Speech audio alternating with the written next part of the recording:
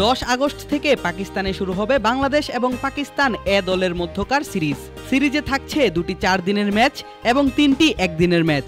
ইতিমধ্যেই এই 2 ফরম্যাটের ম্যাচের জন্য স্কোয়াড ঘোষণা করেছে বাংলাদেশ ক্রিকেট বোর্ড বিসিবি। অধিনায়ক হিসেবেও এসেছে 2 ফরম্যাটের জন্য আলাদা 2টি নাম। সাদা বলের ক্রিকেটে বাংলাদেশ এ দলকে নেতৃত্ব দেবেন তাওহিদ হৃদয়। অপরদিকে 4 দিনের ম্যাচে অধিনায়ক হিসেবে দলকে নেতৃত্ব দিবেন এনামুল হক বিজয়।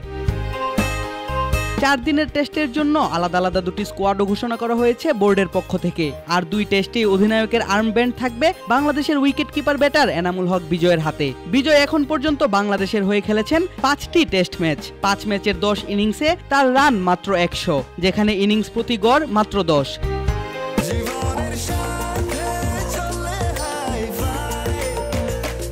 স্বাস্থ্যকর অল টাইম হানিকম, সব সময় অল টাইম হেলদি লাইফ। তবে টেস্টে নিয়মিত না খেললেও প্রথম শ্রেণীর ক্রিকেটে বিজয়ের গড় প্রায় 45-এর কাছাকাছি। 117 ম্যাচে খেলেছেন 203টি ইনিংস, করেছেন 8174 রান, আছে 23টি শতক, খেলেছেন সর্বোচ্চ 216 রানের ইনিংস। অপরদিকে সাদা বলের 3 ম্যাচ ওয়ানডেতে দলকে নেতৃত্ব দিবেন তাওহিদ হৃদয়। 2023 সালের মার্চে অভিষেক হবার পর থেকেই বাংলাদেশ জাতীয় দলে নিয়মিত এই টপ অর্ডার ব্যাটার। ব্যাট হাতে পারফর্ম করে অর্জন করেছেন ভক্তদের আস্থা। জাতীয় দলের হয়ে এখন পর্যন্ত এই ব্যাটার খেলেছেন 30টি একদিনের আন্তর্জাতিক এবং 29টি টি-20 ম্যাচ। ওডিআইতে 36-এর বেশি গড়ে করেছেন প্রায় 850 রান।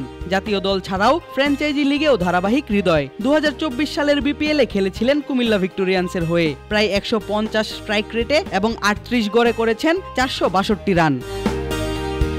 তরুণ এবং অভিজ্ঞ 2 জন ক্রিকেটারের হাতেই থাকবে বাংলাদেশ এবং পাকিস্তান এ দলের মধ্যকার সিরিজের দায়িত্ব।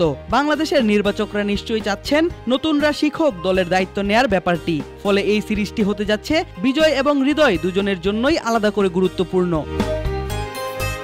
4 দিনের 2টি অনানুষ্ঠানিক টেস্ট ম্যাচ অনুষ্ঠিত হবে 10 থেকে 13 আগস্ট এবং 17 থেকে 20 আগস্ট। অপরদিকে 3টি ওয়ানডে ম্যাচ মাঠে গড়াবে 23, 25 এবং 27 আগস্ট। সবগুলো খেলাই অনুষ্ঠিত হবে পাকিস্তানের ইসলামাবাদে। আদিব আশরাফ, ক্রিক ফ্রেঞ্জি।